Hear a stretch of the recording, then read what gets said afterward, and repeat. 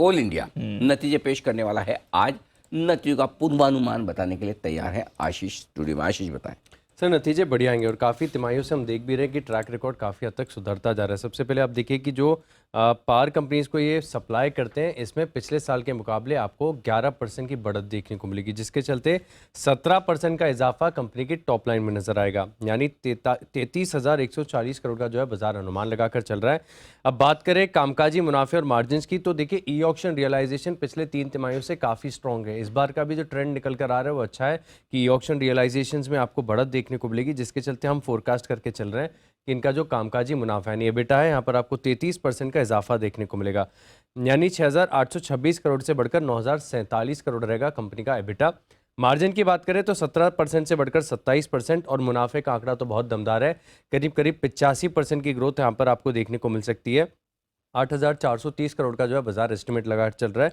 लेकिन coal gasification को लेकर मैनेजमेंट की क्या कमेंट्री आती है, क्या केपेक्स प्लान होंगे इसको लेकर, इस पर खास नजर रहेगी। सर आंकड़ों के लिहाज से देखें तो नतीजे बढ़िया आएंगे। पक्का? हाँ सर, अनुमान तो यही है। कोल इंडिया के नतीजे बढ़िया आएंगे। हाँ। इसी क्वार्टर के, अगले के भी।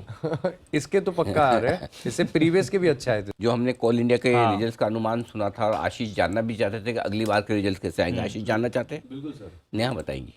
सर ग्लोबल मार्केट में हमने देखा है जो थर्मल कोल है एशिया में, उसकी कीमतें हैं वो बहुत तेजी से ठंडी पड़ी हैं। कल हमने देखा जो न्यू कैसल कोल है, जिसको एशिया में बेंचमार्क कोल प्राइसेस के तौर पर देखा जाता है, उसकी कीमतों में 26% की एक दिन में गिरावट आई है। और कीमतों में हमने देखा है कि जो इन्होंने अपना पीक छुआ था $450 के पास, वहां से कीमतें ऑलमोस्ट 31% हैं, वो करेक्ट हो चुकी हैं। ऑस्ट्रेलिया न्यू कैसल कोल की अगर बात करें तो जो ऊंची ग्रेड की इनकी कोल है, उसके जो इंडेक्स प्राइसेस हैं वो 9 महीने के निचले स्तर पर आ गए हैं। सिर्फ यही नहीं, इंडोनेशिया जो कि दुनिया में कोल का सबसे बड़े एक्सपोर्टर्स में से आ जाता है, वहां पर भी कीमतें 5 महीने के निचले स्तर पर चली गई हैं। रूस जो कि तीसरे पायदान पर है अधिक प्रोडक्शन के हिसाब से, एक्सपोर्ट के लिहाज से, वहां पर भी कोल की कीमतें मिड जनवरी के आसपास $160 प्रति टन के भी नीचे आ गई। 1 महीने का निचला स्तर है। अब कारण क्या है? दरअसल एशिया में जो ठंड की डिमांड आती थी वो छटती हुई नजर आई है। चाइना, इंडिया दोनों से यहाँ पर डिमांड कम होती हुई दिखी है। चीन में जनवरी में अब कोयले का इंपोर्ट भी बताया जा रहा है कि 16% से गिर सकता है, ये केपलर का डेटा है। भारत में अगर बात की जाए तो दिसंबर में जितना इंपोर्ट हुआ था तकरीबन उतना ही, उससे थोड़ा कम हो सकता है, 2.25 करोड़ टन से भी कम इंपोर्ट की संभावना दिख रही है। यूरोप में जो एनर्जी क्राइसिस था, संकट था, वो छटता दिख रहा है। वहां भी मान रहे हैं कि दिसंबर के मुकाबले जनवरी में जो इंपोर्ट्स होंगे उसमें गिरावट देखने को मिलेगी। ऑस्ट्रेलिया में हमने देखा है कोयला इंपोर्ट के जो चाइना के साथ इनका बैन चल रहा था, उन्होंने लेना बंद कर दिया था 2 साल पहले, वो वापस से शुरू किया है।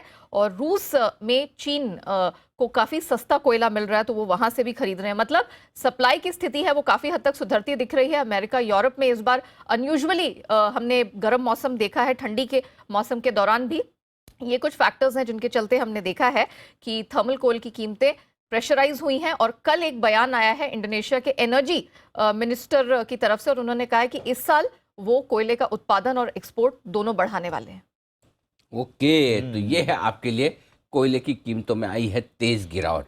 अब बताइए आशीष, अगली तिमाही के रिजल्ट कैसे आएंगे? अब डाउटफुल लग रहा है क्योंकि अब तक ई ऑक्शन पे ही चल रहा था सर, है ना नतीजे मामला।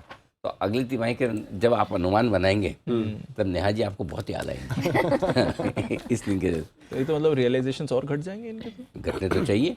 जहाँ से पैसा बन रहा था वहीं से नहीं बनेगा। बिल्कुल, धर्मेश जी से राय ली जाए जरा। धर्मेश जी हमारे साथ है। धर्मेश जी, कोयले पर और कोल इंडिया पर दोनों पर राय दें सर। बिल्कुल अली जी, जहाँ तक कोयले का सवाल है तो जो जैसा भी नेहा जी ने बताया, उसका एक बहुत बड़ा फैक्टर ये था कि यूरोप में गैस प्राइसेस काफ़ी भाग गए थे और most of the plants are dual based power plant Europe और यूएस में जो चलते हैं। कोल और गैस दोनों से फायर हो सकता है, तो इसलिए बीच में कोयले के प्राइस में इंटरनेशनल मार्केट में काफ़ी बड़ा स्पाइक था। अभी गैस प्राइसेस वापस नॉर्मलाइज हो गए, $3 के आसपास आ गया नेचुरल गैस का जो यूएस बेस्ड है। और यूरोप में सप्लाईज भी बढ़ गए हैं। सप्लाई कंस्ट्रेंट जो कोयले का था कोविड एरिया में, वो भी काफ़ी हद तक रिजॉल्व हो गया है। तो इसलिए जो इंटरनेशनल प्राइसेस कोल के वापस नॉर्मलाइज होते हुए लग रहे हैं। अब अपने देश में आ जाए तो जो कोल इंडिया का उत्पादन है उसको इंटरनेशनल प्राइस से ज़्यादा लेना देना होता नहीं है, बिकॉज सारे जो इनके लिंकेजेस हैं ऑलरेडी इनके टाइप्स हैं डोमेस्टिक पावर प्लांट को सप्लाई करने का। तो थोड़ा बहुत असर जरूर पड़ेगा, क्योंकि जो प्राइवेट सेक्टर के प्लेयर्स हैं वो उनको एक बाहर से कोयला सस्ते में मिलेगा तो उसके हिसाब से प्राइसिंग फैक्टर रहेगा। बट उसको अगर आप एक बार के लिए नॉर्मलाइज भी कर दें तो भी मुझे लगता है अराउंड 40 से 42 रुपये का ईपीएस कोल इंडिया का मौजूदा फाइनेंशियल ईयर में FY23 में आना चाहिए। अब इसको आप बैकड्रॉप में देखिए, 40-42 का इसका आरओई है कोल इंडिया का, एंड ऐसे आरओई के साथ और 40-42 रुपये का ईपीएस है और आपको 226 का स्टॉक प्राइस चल रहा है, तो अभी भी 5 या 6 के पी मल्टीपल पर ये ट्रेड कर रहा है। पूरी डिटेल से विस्तार से, मतलब कंप्लीट रिसर्च है धर्मेश जी की। बोला टॉप टू बॉटम ऐसा लग रहा है धर्मेश जी पिछले एक आध दशक से तो ट्रैक कर रहे हैं पूरे तरह से कोल इंडिया को। धर्मेश जी, अंदाजा सही है मेरा? अनिल जी देखिए, कोल इंडिया है ना, वो मतलब इनका बेसिक बिजनेस धनबाद में होता है। मैं धनबाद से हूँ, तो ऑडिट में सीए आर्टिकल का क्लर्क जब मैं था, जब वो हम लोग करते हैं जो ऑडिट की प्रैक्टिस जब सीए बनते समय, तो मैंने इनकी ऑडिटिंग भी की है कोल इंडिया की काफी, तो काफी समय से इसके बारे में ज्ञान तो है। कुछ तो समझ गया था मेरे, कुछ तो है खास बात कोल इंडिया पे, नहीं तो इतना डिटेल में ट्रैक करना तो समझ। अगली बार कोल इंडिया कोई भी खबर होगी सबसे पहले धर्मेश हाँ जी। बिल्कुल धर्मेश जी।